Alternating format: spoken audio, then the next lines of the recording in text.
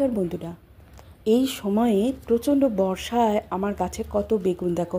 যে সময়ে বাজারে চরম দাম সবজির, সেই সময়ে দেখো আমার ছাদে শুধুমাত্র আমার মাটিটা করা আছে গোবর সার দিয়ে, আর আমি কোনো রকম কিছু মাটির মধ্যে মেশাইনি বন্ধুরা। দেখো কত বেগুন হয়েছে। তবে হ্যাঁ, এই বৃষ্টির জন্য এত বড় বড় বেগুনও কিন্তু গাছ থেকে পচে গিয়ে খসে পড়ে যাচ্ছে। তাহলে দেখো বন্ধুরা, সবই তো পারা যায় না। যদি তোমার একটু মাটি থাকে জৈবভাবে, এই রকম দাম যখন সবজির, আর আমরা নিজের গাছ থেকে নিজের হাতের তৈরি ফসল কাটছি, কতটা আনন্দ হয় বন্ধুরা। তাই তোমাদেরকেও বলবো, যদি একটুকু মাটি থাকে জৈবভাবে, তোমরা সুন্দর করে কিন্তু এই রকম সবজি ফলাতে পারো।